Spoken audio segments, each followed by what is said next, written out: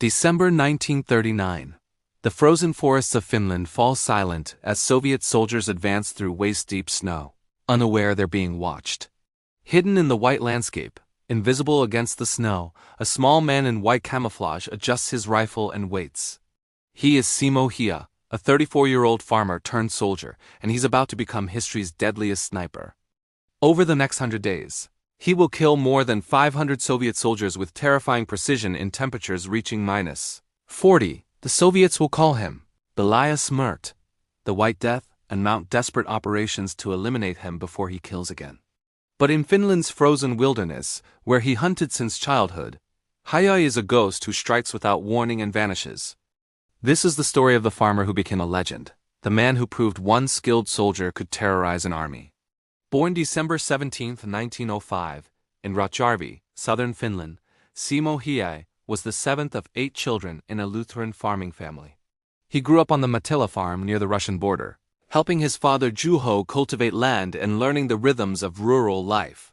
From early childhood, he hunted in Finland's vast forests, developing patience, marksmanship, and intimate knowledge of the wilderness that would define him.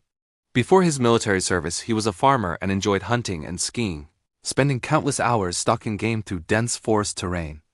At 17, he joined the Finnish voluntary militia called Suojeluskanta, a civil guard organization training men for national defense after independence. He completed mandatory military service, qualifying as a sharpshooter with exceptional marksmanship that impressed his commanding officers throughout basic training and drills. After service, he returned to farming, living quietly while continuing to hunt and practice shooting, never imagining he'd become history's deadliest sniper. On November 30, 1939, the Soviet Union invaded Finland with overwhelming force, expecting quick victory over the tiny Nordic nation. Stalin demanded territorial concessions and military bases in Finland, and when refused, he launched a massive invasion with 450,000 troops. Finland had only 180,000 soldiers to defend against Soviet forces that outnumbered them 3-1 in men and vastly more in equipment. The world expected Finland to fall within weeks, crushed by Soviet military might that had already conquered neighboring territories with ease. But Finland's soldiers knew their forests, their winter, and they refused to surrender their homeland to foreign invasion and occupation.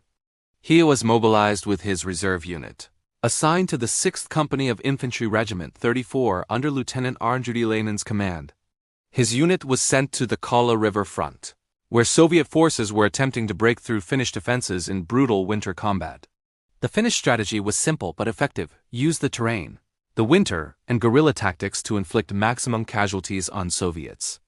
Small Finnish ski patrols would strike Soviet columns, then disappear into forests before the enemy could organize effective counterattacks against mobile guerrillas. Häyhä's hunting skills translated perfectly the sniping, patience, stillness, understanding terrain, and the ability to judge distance without modern equipment. He used a Finnish M2830 rifle, a variant of the Mosin he'd hunted with for years, knowing its characteristics intimately.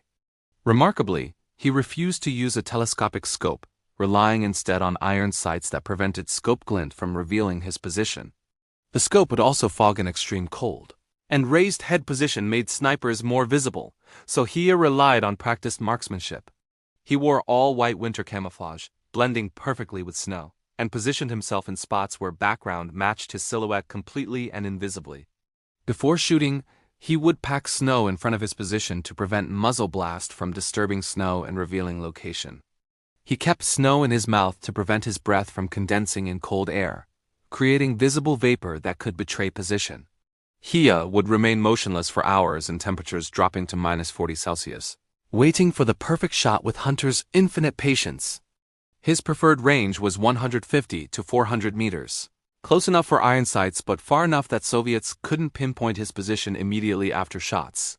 He would fire, then immediately relocate before Soviet return fire could target his previous position, using terrain to disappear into forest. The kills,